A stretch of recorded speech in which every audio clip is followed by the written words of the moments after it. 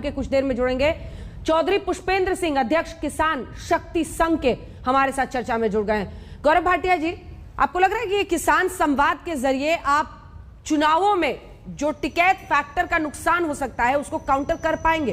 क्योंकि वो तो जिस तरह से महापंचायत कर रहे हैं और समर्थन का दावा कर रहे हैं, उसको कैसे आप दरकिनार करिएगा? नमस्कार अंजना जी। सबसे पहले तो देखिए, अभी कुछ ही दिन पहले प्रधानमंत्री किसान सम्मान निधि की किश्त दी गई। 10 करोड़ किसान लाभान्वित हुए और करीब करीब 19,500 करोड़ रुपए जो है किसानों के खातों में सीधा पहुंचा। और नरेंद्र मोदी जी की सरकार ने जो किया है किसानों के लिए वो ऐतिहासिक है।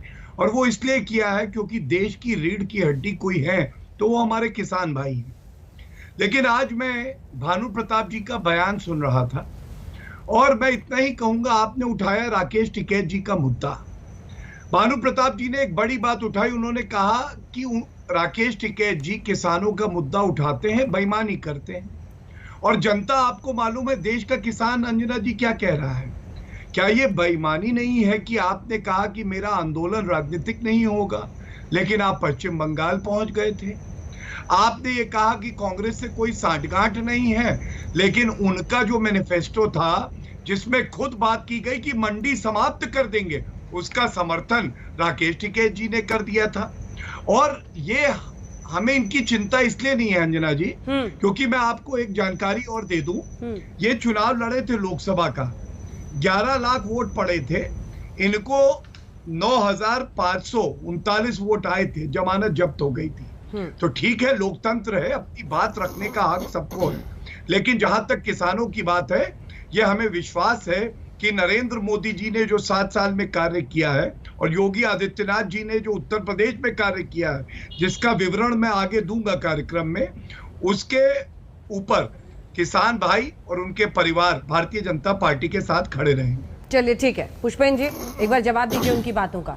वो कह रहे हैं कि हमें डर नहीं लगता राकेश टिकैत से, क्योंकि वो चुनाव भी लड़े थे, कांग्रेस के टिकट पर हार गए थे, इसलिए उनको लग रहा है कि जन आंदोलन ये नहीं बन पाएगा।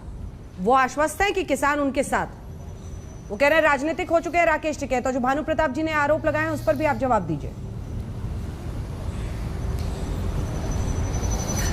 देखिए, जहाँ तक भानु प्रताप जी का सवाल है, वो आंदोलन छोड़ करके जा चुके थे कई महीने पहले ही, 26 जनवरी की घटना के बाद, और उनका सारा संगठन उन्हें छोड़ करके जा चुका है। तो अब वो बिना जो है सेना के सेनापति बन के तलवार भांजते हुए घूम रहे हैं और मिथ्या आरोप इधर उधर लगा रहे हैं, जिसका कोई जो है अर्थ नहीं है। राकेश टिकैत जी हों, बाकी तमाम किसान मोर्चा है, वो इस आंदोलन में शरीक है और इस मामले को जो है आगे बढ़ाने का काम, किसानों की जो 3 मूल मांगे हैं, एक तो कानून वापसी की है, दूसरा जो है एमएसपी की लीगल गारंटी है, और बिजली और पराली का जो मुद्दा है उनको उठाने का काम कर रहे हैं।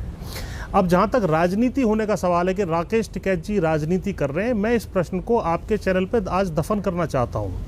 जो भी व्यक्ति, जो भी आंदोलन सरकार के खिलाफ माहौल बनाता है और वोट को प्रभावी तंत्र